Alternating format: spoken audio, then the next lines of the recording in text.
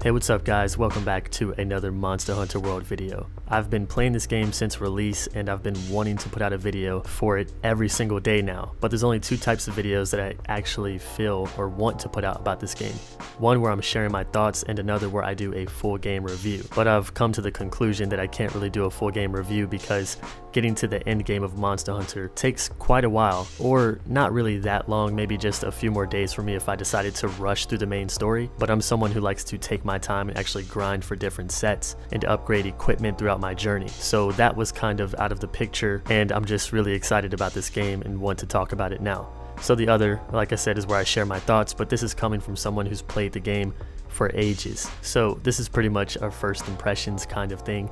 Although we've done a first impressions of the beta, this is a first impressions of the actual game, which involves a story. And to add a little twist to this video, like I said, this is from someone who's played for ages. I've been playing Monster Hunter for about 12 years now, maybe a little more, so that has a heavy impact on the way I feel about the game. And I know it sounds crazy, but the only reason this channel is here is because of Monster Hunter. That's how much of an impact this game has had on me as a gamer and on the type of games that I play. It's the reason that I enjoy fighting big monsters and dragons. It's the reason that I have such a love for great swords. It gave me that first open world feeling, although the game wasn't open world back in the day, and it still isn't really open world.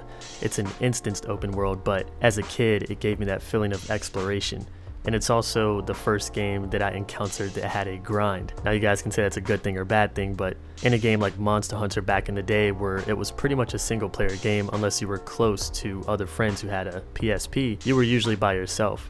So being able to grind, or giving you something to grind for, actually gave you more of a reason to play the game. Being able to craft that set you've been farming the monster for days and days just felt so damn good. So before we actually get into my thoughts on the game, this video is brought to you by Amino. Now Amino is a way to connect with like-minded people. As you can see here, it is a mobile app. You can either download it on the iOS store or Google Play. If you're a content creator, this is a great app and a great way to grow your viewer base and connect to a wider audience. And if you're not a content creator, this app is still for you because it's just a way to get involved with the community for anything. If you like Doki Doki Literature Club, you want to see some fan art, you want to, look up some type of demonic cult and join that, you can. But of course it has a community for Monster Hunter. Now this is a huge thing to me because 12 years ago when I started playing Monster Hunter, after getting home from school, I was either spending hours playing Monster Hunter or I was spending hours on a forum called Skies of Crimson. If anyone watching this video remembers Skies of Crimson,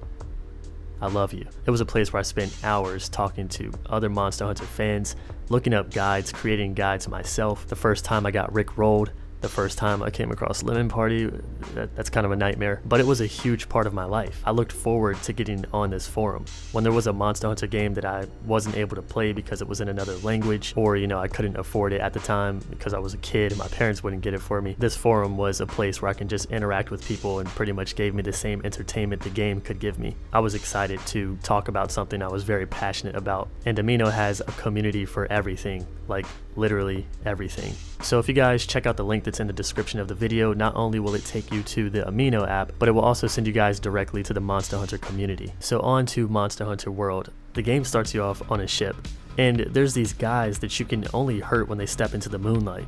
Sorry, I got the wrong game here. So you start off on a ship, you get introduced to your partner who will be with you throughout the game. So here they throw the elder dragon Zora Magdaros right in your face, who rises from the sea, knocks your ship around, and you actually have to climb the dragon's body, and you have all this lava and boulders falling on you. It's legendary, but nowhere near as legendary is the actual fight with this monster. So from the start, you guys are already getting a taste of how big these monsters can be and how epic the battles can be. And then the tutorial teaches you everything you need to know, but the tutorial is kind of never ending in this game. I mean, of course there's a point where there will be no tutorial, but you're always learning new things or discovering new features of the game. You unlock a lot of stuff throughout questing, even 25 hours later into the game. From someone who's a veteran and just pretty impatient and ready to fight the big shit and craft the first armor set, I felt like I was pulling my teeth through all this, even though it was epic, even though the scenery was beautiful, exploring the first zone, meeting the first group of NPCs, being set in the first station. It was cool, but here I am just shaking with excitement, ready to craft my first badass longsword and slay a Rathalos. For new players to Monster Hunter, new players to the franchise,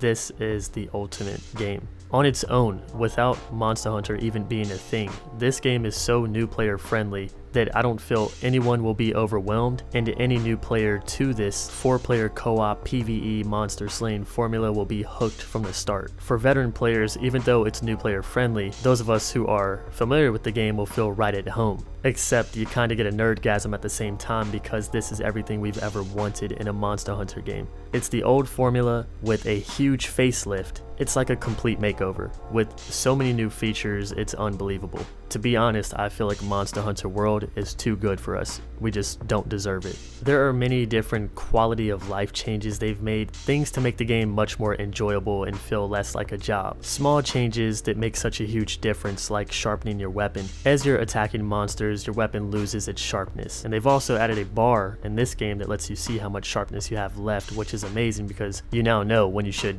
use the whetstone before seeing something pop up on the screen and telling you, hey, your weapon's breaking. But now the whetstone has unlimited usage. You used to have to buy whetstones, which was honestly one of the most pointless things in the world, because if you know how to play the game, you're never going to run out of whetstones. It felt like such a waste of time and a waste of money. And now they're unlimited. Same with fishing. You no longer need to have a certain amount of fishing rods or buy specific fishing bait. You just always have your rod there. And your cat is a big change. Now the cat has been useful in the other games. He's there for you when no one else is. You were able to craft armor for your cats in the previous games. They had certain traits. This time around it's like the same thing, but I mean, my cat feels like an actual player.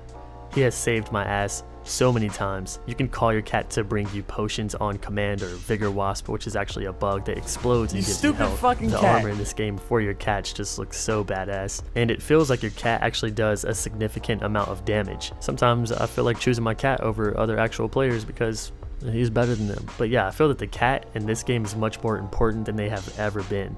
This video is kind of going to be all over the place because I'm going without a script and just going off the top of my head of things that I noticed, things that really interest me about this game. So sorry if this is one big clusterfuck, but you know, try to stay with me. And I also know that some of the things I'm talking about you guys have no clue about because you've never played Monster Hunter. I know a lot of you on this channel are waiting for the PC release. Now the PC release won't be until the fall of this year, which is such a long time.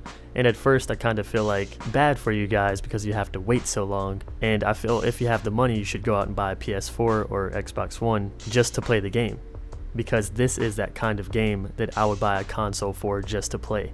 However, not everyone has that type of money, and a lot of those who are interested in the game and do have a PS4 are saying, you know, I'd rather play on PC and I don't want to have to double grind, or I have a lot of friends waiting for me on the PC, so I'm going to get it then. And to this I really didn't understand because I'm like, it's such a good game, how are you sitting there and not buying the game already when you have a PS4? But as I'm playing the game, I definitely understand this because with the PlayStation 4 Pro, which I have, you're able to select how you want to optimize the game or what specifically you want the game to focus on or your system to focus on.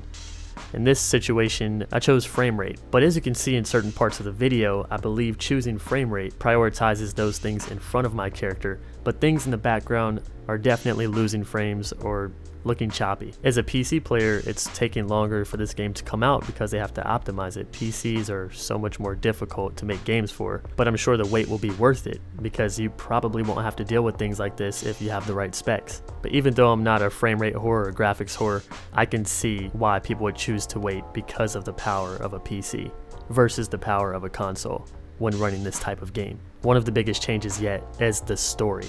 Monster Hunter has tried to have story in its recent games, but it never really pulls you in. It just seems like they're trying to make you feel like you have a reason for hunting these monsters.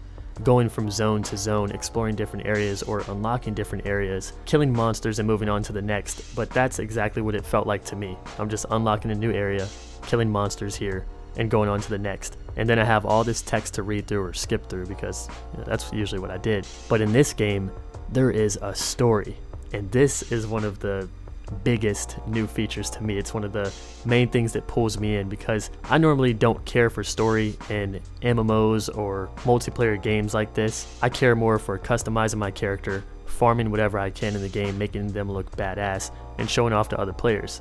Trying to be at the top when it comes to ranking or PvP or whatever type of competitive system in the game, but for Monster Hunter, my goal has always just been make my character look badass. That's all I worry about. When it comes to single player games like The Last of Us, now that's when I'm there for the story. But in this, with the cutscenes and the dialogue that you see, it's a story. There's no way to not pay attention to it. And they put a lot into it. Sometimes I felt like I was watching an anime. There was one scene where you're on Zora Magdaros, the boss that you saw earlier, and you're on his back. And while climbing up his back to finish the quest and complete the mission, another monster, the mascot monster of Monster Hunter World that you see on the cover, and all of his badassness, he comes down and he's ready to fuck shit up. And while he's fucking shit up, everyone's getting their ass whooped, and out of nowhere, this veteran monster hunter comes out and is just like, what's up?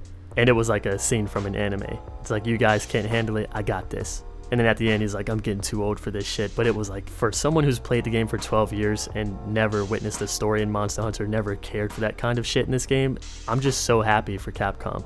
And new players, I feel like new players to the game, they won't have that feeling that Monster Hunter doesn't have a story and they shouldn't care for it. They're coming in with the story and thinking this is a very story-driven game, which is awesome. Killing monsters actually feels important this time around. You have Zora, who's fucking up the ecosystem with his volcanic ass, just melting shit everywhere. Now there's a reason to kill him. Some of the new zones are so beautiful and so immersive. And just talking about this, I'm getting excited and I want to jump back into the game. You have a place called the Rotten Ville. There's never really been anything like this in Monster Hunter. I played Double Cross recently, which was for the Nintendo Switch. It was the Japanese version, and there was a graveyard looking boss made of bones, or what seemed like bones, but nothing looked as disgusting as this zone. And they allow you to explore it freely throughout quests or to just go on expeditions. And sometimes it's raining and even the nastiest areas still feel beautiful somehow. And I just love this. It's super immersive. The monsters that you see down there, they feel like they actually belong. And that's one of the things they've done with this game. They've done it right. Monster placement. Now there could be a point where you get into the game and you're going to zones and there will be monsters there that don't really belong, as I know the previous games have done that. But as you're questing through the story, the monsters that you actually see in certain zones definitely feel like they belong there. My first encounter with a monster in the Rotten Ville was something that seemed like he was made out of bones himself. He was like one big bone Beyblade. And then you had this dog creature down there that was straight savage and just looks like he enjoys sitting around in disgusting shit and killing people. These zones also tie into the story of the game, whereas the Rotten Ville is so disgusting because this is a place where monsters come to die, and their energy rises up above and feeds the coral zone, and that's why it looks so damn beautiful. And as you're exploring the area, you can see all these bones everywhere, bones that are so big, you're like, that spine is bigger than my damn computer screen. It was most likely an elder dragon that went there to die. It's such a cool concept. Other features that I have recognized in this game that have changed quite a bit is crafting armor and crafting weapons. So usually when you're out hunting monsters, by the time you're where I'm at, which is about 20 hours in, you've killed, I don't know, 15 to 20 monsters, and by that time, when you go to forge a weapon, you should see about 15 items available to craft. It doesn't work like that anymore. At this time, I only have 3 items to craft, or 3 weapons to craft. However, they put everything into the trees of the weapon. So I can craft a bone weapon, I can craft an iron weapon, and these go into different trees. Upgrading it can continue to keep the item normal, where it does normal damage, or it can turn it into an elemental weapon. As an example, it can turn into a blade that can eventually turn into a lightning blade. Or, without taking that path, after turning it into a lightning blade, before going for the final lightning blade, I can take it down to turn it into a fire blade. I feel like this makes things more simple in a way, but it is slightly weird for those of us who have played the previous games. What I really like what they've done with armor is they got rid of the second set. So there used to be 2 sets, one that worked more for melee and one that worked more for range. Sometimes one of the sets looked more badass, but you're like, I don't play that kind of class or use that kind of weapon, so I don't really want to make it because it's weaker. Well, now you don't have to deal with that type of frustration because everything is in one set. And they also allow you to switch weapons on the go, so it really doesn't matter which weapon you focus on or take out during a quest, because should you choose to switch to something else, you now can, which is an amazing feature. And I know that some of the things I'm talking about sound like a repeat or just echo of what I've said in my previous first impressions video, but there are some people that have not seen that. Being able to switch your weapons on the go and change your playstyle is such a good feature and was such a good decision for this game. It makes you want to craft lots of weapons or things that you would have never used, because now if you test them out on a quest, you don't feel like, ah shit, I just messed it up and now I have to reset the quest, or I ruined it for everybody because I suck with this weapon. Well, if you suck with it, you just go back to the camp and grab something you're familiar with or good at using. I've currently been focusing on long swords, but I'm working on great swords as well, and I eventually plan on focusing on bows. In the beta, everything was there. It was a lot easier to use, but now that you actually have to grind for the stronger weapons, I'm taking my time with this and focusing on what I'm good at first. And then once I get to the end game and I have the materials to just craft whatever I want, that's when I'll start building my side weapons or secondary weapons and just experimenting. I can't really tell you guys how the end game is of Monster Hunter because I haven't reached it, but usually the end game of Monster Hunter, it comes down to you crafting the best sets that you can, upgrading your weapons to the final tiers, and this is something that you can't do overnight. I mean, maybe if you were like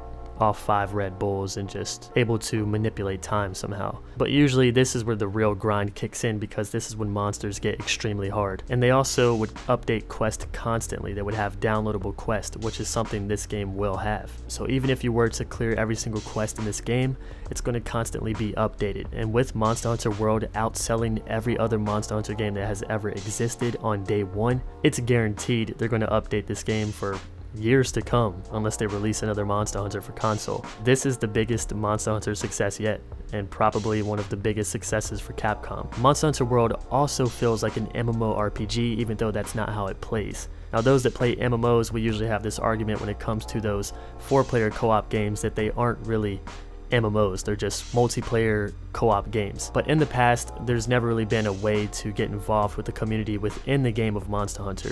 You can go into the guild tavern and you can matchmake and get into a group of 3 other players with a total of 4. And yeah, you can meet new players here and kind of make friends, but there was never a voice chat, it was all through text, and you still felt kind of lonely. Now there's actual online sessions you can join, which I believe go up to a total of 16 players. I could be wrong, but it's somewhere around there. So players can gather here, you can see each other within the hub. There will be multiple different quests posted to join, whereas back in the day, there would only be multiple quests if more than one player chose to go on a different quest, but that never really made sense because they're usually in a 4-player group to all do the same quest together because the max players for a quest is 4. So now with a max group of players of around 16, if multiple people choose to do different quests, it makes sense because you can't take 16 people on a quest. So that part of the game feels like a community. It makes you feel like you have a reason to hang out in the hub. So of course this is not an MMORPG, but it definitely feels massive in a way. You can join up to 8 different squads should you want to play with people you're familiar with or people you're squadded with and one squad is not online, or maybe there's one squad you prefer over the other because they hunt better monsters or they're higher ranked. You can do so. They don't make you feel like you have to be bound to one guild and you feel like you're betraying them should you want to play with another, because now you can join 8 of them. You know, while we're here, I do have a squad in the game. It's called Skies of Crimson. Shout out to the old forum I used to hang on. If you guys are interested in joining and you're ever in my session, all you gotta do is ask, I'll send you an invite. But the squad feature is definitely a cool thing. I haven't come across any cons with the game really. There's a few things that I've noticed that aren't quite to my liking, but nothing that's game breaking. As I spoke about earlier, there was the frame rate, but you know, consoles only have so much power, and it wasn't game breaking at all. It just, the monsters in the background seemed to feel like they weren't prioritized. It was like, yeah, we're in the background, but we know you don't give a shit about us, so we're just gonna drop a few frames here. Understandable if that's what my PS4 Pro needs to make the monster in front of me the main attraction. One thing that has pissed me off though is losing monsters. So I was on a quest recently hunting a Rathalos, red fire-breathing dragon, and he was almost dead. He was limping, and that is a way to tell if a monster is dying. That's another thing about Monster Hunter that I like, but new players might feel a bit thrown off about. Monsters have no health bars. In a way I like it because you never really know how much more time it's going to take to kill a monster. I like this feature when it comes to new monsters because they feel more badass. It feels like a chase. It feels like a real hunt. And then you see these signs of the monster dying, and that's how you know. When they start staring off into space, when they start drooling, when they're limping, especially when they go back to their nesting place so that they can sleep, that's when you know they're about to die. That's when you sprinkle a few bombs by their face, lay down a trap, and you explode the bitch. But I can see how that's something that throws off new players because they're going to be like, why is there no health bar? That's stupid. But if you get familiar with Monster Hunter and you continue to play, you might learn to love this feature because being left in the dark is kind of cool. It kind of adds that extra element you need to make that fight that much more immersive. I feel like if the health bar is just there, things wouldn't feel so immersive for me. But back to what I was saying, losing monsters is indeed a pain in the ass. I was fighting this Rathalos, he was about to die. Then he decides to fly off. Now by the time I get to the area he was at, he decides to fly to another area. So I chase him to that area. By the time I get there, he decides to fly back to the original area he left from where I was about to kill him. So it was like, should I have just stayed in the nesting area because that's what monsters do when they're about to die? They may run from you because you're kicking their ass, but within their coding, and because, you know, they're dying, they're going to come back to the nesting area anyway. But because of this, I ran out of time for the quest, and this was the first time I ran out of time. I was actually pissed. Return and accept the assignment? Are you kidding me? He flew away for good. So he beat his ass, he flies out the tree to go somewhere that by the time you get there, he flies back to another area. By the time you get there, he flies back to the fucking tree. That's so annoying. But afterwards, I realized this is what I needed. Everything shouldn't feel so easy. It shouldn't feel like a cheese fest, and I like that. I need to get stronger. I need to find out different tactics, take on traps with me, flash bombs, and take on Rathalos once again. But with that being said, these are my current thoughts on Monster Hunter. The story is amazing. The graphics are beautiful. The instances that you go in, the worlds that you explore are so big, so massive, it feels like an open world, and I've gotten lost so many times, I can't keep count. That's a good thing though. It can be frustrating, but it's a good thing. What they've done here is they've just turned Monster Hunter into something I would have never imagined was even possible. It's more than I could have ever wanted out of a Monster Hunter game, my favorite franchise of all time, in the game that made me the gamer that I am today, the reason why I play the games I play today. It's just so good. To someone who comes from the MMORPG genre, a PC gamer who's looking for something new to get into, or who has had their eyes set on Monster Hunter, if you're looking for something competitive, if you're looking for something with PvP, this is not that game. You can't really have that kind of mindset going into it because that's not what Monster Hunter is about. And if it did have PvP, it would probably be one of the dumbest things of all time because it just wouldn't work mechanically. But if I had to rate this game so far off my experience, it would definitely be a 9 or above. And would I recommend buying it even if you had just a regular PS4? Yes, so many people have asked me that. I don't really know why. Like, should I buy this game if I only have a PS4 Slim? Hell yes, you should buy the game. It's still optimized for console. The PS4 Pro can go beyond, but it's not that life-changing. And should you be sad if you're waiting on the PC release? No, because the PC release is going to be that much better if they optimize it correctly. And you'll be able to mess around with so many features, it'll be well worth the wait. So for those of you waiting till the fall, you're gonna have a fun ass time. Until then, I would highly recommend you guys play Dauntless to get familiar with how Monster Hunter works, to understand the Monster Hunter formula. Although Dauntless is a bit different, it's still very similar in a lot of aspects, so I'd check it out if I was you. After editing this video, I'm going to continue playing Monster Hunter, and maybe I'll come out with another Monster Hunter video in the future. So hope you guys enjoyed this, me ranting and sharing my love for Monster Hunter, and maybe you feel the same way, maybe you don't, maybe you knew nothing about this game, but whatever it is, I hope to hear your opinion, and I hope you share it down in the comment section below. I'll catch you guys in the next video. See you soon, friends.